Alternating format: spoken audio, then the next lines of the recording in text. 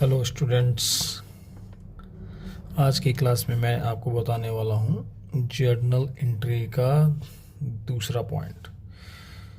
11th class के journal chapter में overall 10 points दिए गए हैं, मतलब 10 प्रकार की जर्नल एंट्रीज का जिक्र किया गया है, जिसमें पहला जो था आपका बेसिक जर्नल एंट्री, वो इससे पहले वाले वीडियो में मैंने उसे समझाया था। यहाँ सेकंड टाइप्स जर्नल का है जो कि बैड डेट्स है। बैड डेट्स क्या होता है? बैड डेट्स जनरली कोई भी आपका ऐसा अमाउंट जो कि आपको किसी से रिकवर करना है, किसी से लेना है, लेकिन किसी कारणवश वो पैसा अगर आपका कस्टमर नहीं पेमेंट करता है तो उस इररिकवर अमाउंट को बैड डेट्स कहते हैं। यहाँ मैंने इसे डिफाइन किया है कि bad debts means the amount which cannot be received from the debtor is called bad debts। bad debts वैसा अमाउंट होता है जो कि किसी भी बिजनेसमैन को अपने ऑन क्रेडिट कस्टमर से चाहिए, लेकिन किसी कारणवश अगर वो कस्टमर वो पेमेंट नहीं करता है तो वह उस बिजनेस के लिए बैड डेट्स कहलाता है। और इसको हम देख सकते हैं जर्नल एंट्रीज के थ्रू। देखिए, मैंने यहाँ पर कुछ एंट्रीज आपको समझाया। यहाँ पे जैसे मैंने यहाँ एक एंट्री दिया, sold goods to Ram. Ram को सामान आपने बेचा। अब इसमें जनरली सामान कितने का बेचा गया? 10,000 का। सबसे पहले आपको ये जानना पड़ेगा कि ये ट्रांजैक्शन कैश ट्रांजैक्शन है या क्रेडिट ट्रांजैक्शन। तो कैश ट्रांजैक्शन में कैश आप देखेंगे, लेकिन यहाँ कहीं भी कैश नहीं लिखा हुआ है, तो इसलिए ये कौन सा ट्रांजैक्शन हो गया? Credit transaction. अब यहाँ पे देख रहे हैं कि गुड्स क्या आगे सोल्ड है, तो एक आएगा आपका सेल्स अकाउंट। सेल्स अकाउंट क्या है? नॉमिनल अकाउंट, ठीक है।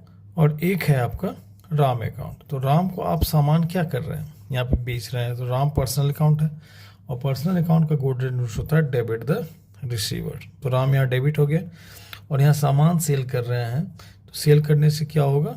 एज ए बिजनेस को इनकम होगा। तो इसलिए नॉमिनल अकाउंट इसके रूल्स को कहते हैं। नॉमिनल अकाउंट के रूल्स में ये जाना जाता है कि debit all expense and loss and credit all income and gains. तो यहाँ पे हमने राम को सामान बेचा, तो Ram personal account, Ram account debit to sales account. यहाँ पे आपने देखा कि राम को आपने उधार सामान बेचा। अब आप ये सोच रहे होंगे कि राम आपको उसका पैसा बाद में पेमेंट करेगा।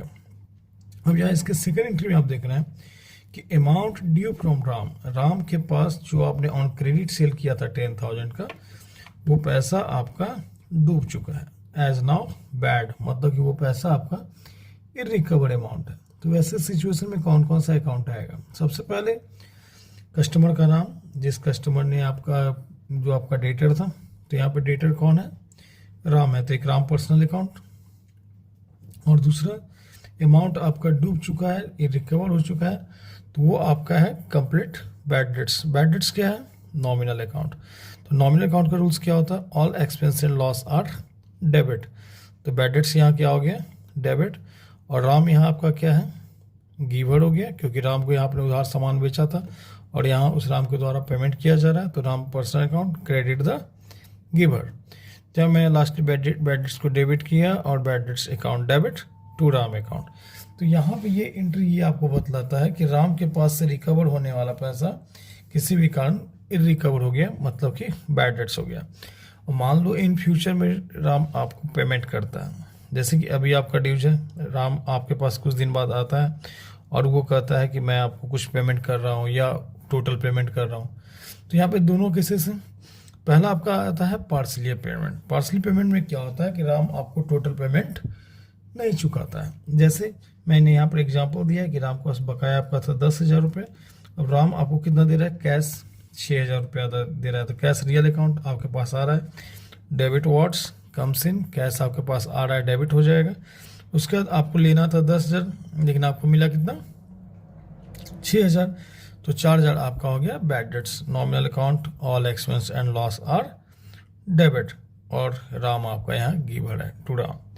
अब यहाँ पे आप सेकंड केस देख रहे हैं कि अगर राम आता और आपको फुल्ली पेमेंट करता, तो यहाँ पे आप कैसे पेमेंट लेते हैं?